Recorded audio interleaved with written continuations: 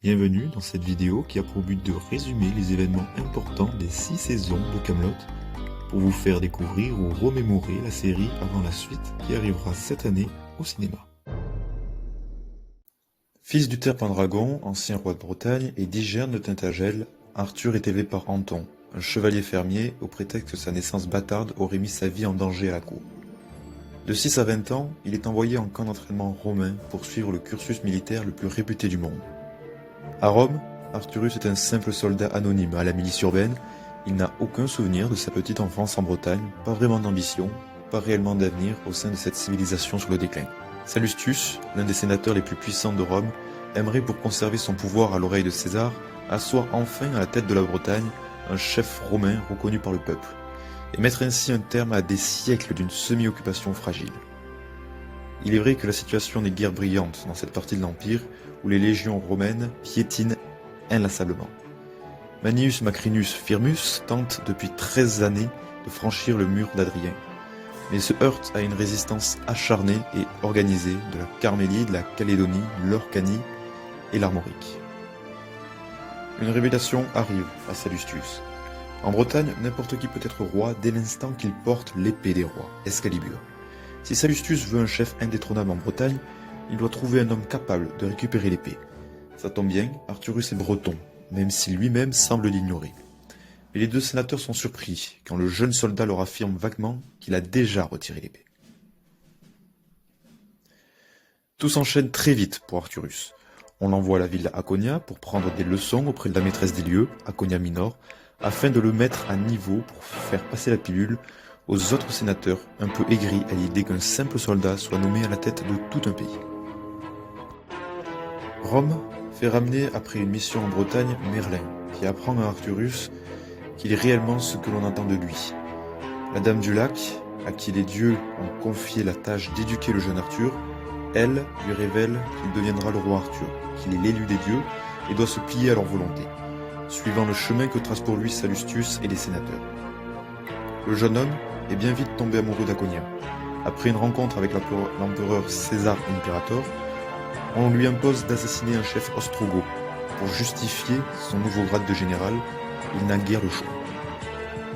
En Bretagne, le peuple et les rois se préparent au retour du fils de Pendragon. Arthurus a confié à Merlin la lourde tâche de parcourir le royaume pour convier les nobles et les moins nobles à se mettre en valeur, à prouver leur courage pour participer au gouvernement du futur royaume unifié. Le futur roi veut s'entourer de toutes les bonnes volontés. Les futurs chevaliers de la table ronde partent à l'aventure, bien décidés à accomplir des faits d'armes dignes d'assurer leur place auprès du futur roi. Les rois en place sont bien moins enthousiastes à l'idée de devoir bientôt prêter allégeance à un inconnu, mais ils se résignent lentement car on dit qu'il est l'élu des dieux.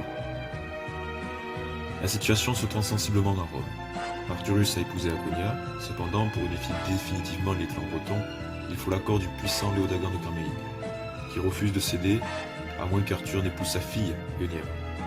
Quand Arthur arrive en Bretagne, de nombreux chevaliers ont répondu à son appel. Bohort, Perceval, Caradoc, Lancelot, Calogrenant, Galcin. Il se rend au rocher, où comme promis par la Dame du Lac, il retire l'épée sans la moindre difficulté. Devenant ainsi souverain légitime de l'ogre, la Bretagne fédérée et Rome triomphe. Après qu'Arthur se soit marié à Guenièvre, Sallustius arrive en Bretagne pour voir l'évolution de la situation de ses propres yeux. Un malaise s'installe quand il arrive sur la plage.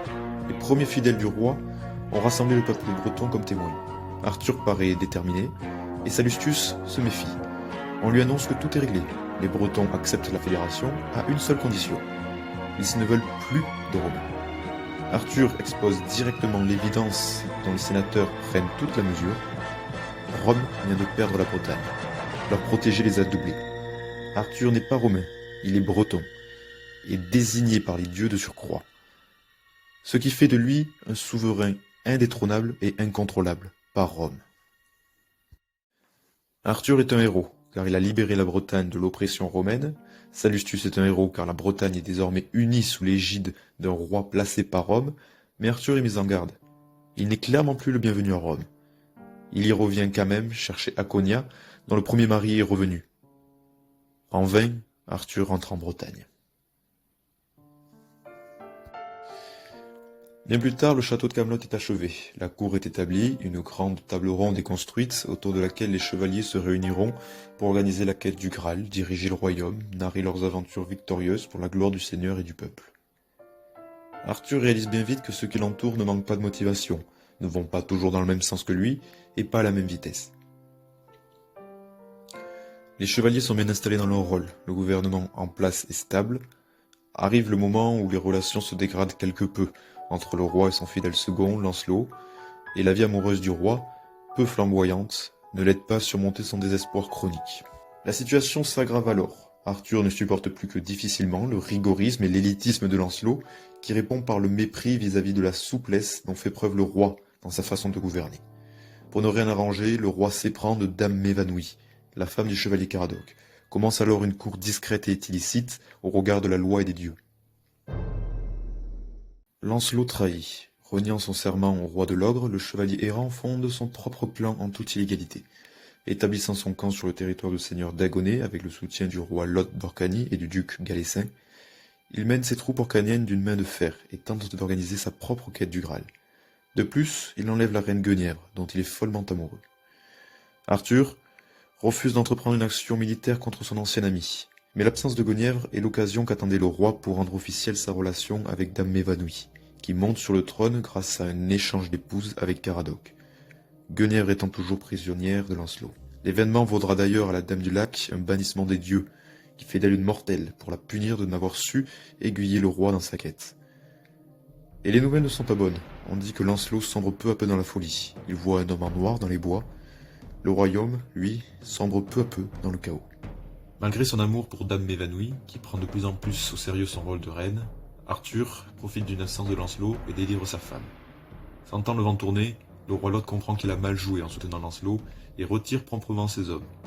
À son retour de mission, Lancelot trouve un camp déserté, son aimante est partie, et l'homme en noir le rejoint. Plus tard, en hiver, Arthur reçoit des traîtres, Lot, Galcin et Dagonet, venus avec Gauvin présenter leurs excuses pour avoir soutenu Lancelot. Le roi ne leur donne pas de punition stricte. Léodagan prend cela comme un signe de faiblesse du mari de sa fille, et Hygerne, mère du roi, propose deux solutions pour regagner la confiance du peuple. Un héritier, ou replanter l'épée dans le rocher, pour la retirer ensuite. Arthur accepte de remettre en jeu sa couronne, afin de prouver encore une fois qu'il est bien l'élu des dieux. Mais tout se précipite. Perceval et Caradoc peaufinent leur clan autonome, les semi-croustillants, dont ils ont établi le quartier général à la taverne, et Yvain et Gauvin font de même, en créant leur clan, les petits pédestres. Poussé à bout par l'enchanteur Elias de Keywitch, Merlin quitte lui aussi Camelot, pour retourner vivre dans la nature, comme le druide qu'il est. Lancelot, lui, a disparu. Sur le conseil de Mélagan, l'homme en noir, il a quitté le monde et s'est exilé dans une grotte au milieu des plaines enneigées. Il attend son heure. Camelot, déserté par tous ses chevaliers, exception faite de Calogrenant, Hervé de Rinel, Bohort par fidélité et Léodagan par intérêt, le roi recrute Lionel de Gonne, le frère de Bohort. Pendant ce temps, les hommes du monde entier affluent pour tenter de retirer Excalibur du rocher, du simple paysan au riche bourgeois, en passant par les souverains alliés ou non, comme le duc d'Aquitaine ou le roi Lot, qui lui est très intéressé.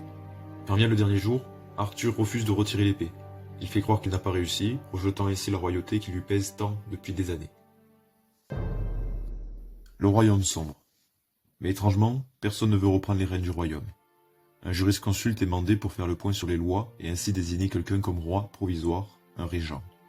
Rapidement, alors que Lancelot décide de partir tuer le roi qui ne l'est plus, Léodagan manœuvre habilement pour se faire asseoir sur le trône par Guenièvre, seul à même de désigner un nouveau roi. Le règne de la terreur commence. Arthur se lance lui dans la seule quête qui l'intéresse désormais, trouver ses descendances, qu'il aurait pu avoir avec ses nombreuses maîtresses. Débute alors une odyssée à travers toute la Bretagne, mais pas d'héritier en vue. Il prend alors la route de la côte, c'est un nouvel échec. S'étant perdu pour arriver jusque-là, Arthur passe la nuit dans un phare et part au petit matin avec un guide, un homme en noir qu'il ne connaît pas, Méléagant. Il mène Arthur dans un voyage particulier, le mettant face à ses démons, son père adoptif, Anton, qu'il n'a jamais essayé de revoir, ses enfants qu'il n'a pas eus. Le roi déchu sombre peu à peu dans la dépression.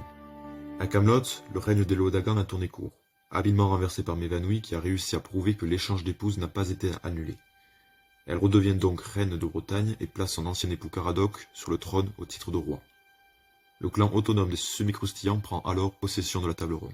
Lors de son retour à Camelot, Arthur, bien que peu surpris par l'évolution des choses depuis son départ, n'y accorde pas grande importance. Son moral est au plus bas, une nouvelle rencontre manipulée par Méléagant lui a confirmé ses craintes. Il est stérile, il n'aura jamais d'enfant. Plus rien ne compte alors. Moi j'ai bâti une forteresse quand même. De quoi? Pour le Graal, j'ai bâti une forteresse moi. Camelot ça s'appelle. J'ai été chercher des chevaliers dans tout le royaume. En Calédonie, en Carmélide, à Gaune, à Vannes, au Pays de Galles. J'ai fait construire une grande table pour que les chevaliers s'assoient ensemble.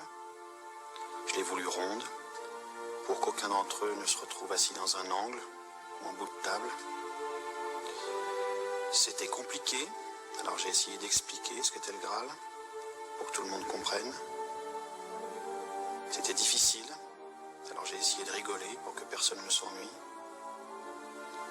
J'ai raté, mais je veux pas qu'on dise que j'ai rien foutu. Parce que c'est pas vrai. Lancelot revient, lui, plus déterminé que jamais à tuer son ennemi juré. Mais quand il parvient enfin face au roi, malgré la défense aussi héroïque qu'inutile de Bohort, le chevalier blanc est pris au dépourvu. Quelqu'un l'a dévancé, Arthur gît dans sa baignoire, les yeux mi-clos, le teint grisâtre, il s'est ouvert les veines. Lancelot s'approche et pose une main brillante sur le poignet ensanglanté. Avec la magie blanche, il sauve celui qu'il voulait tuer. Arthur est transféré à Tintagel. Mourant, il dicte ses mémoires au père Blaise, persuadé qu'il va mourir.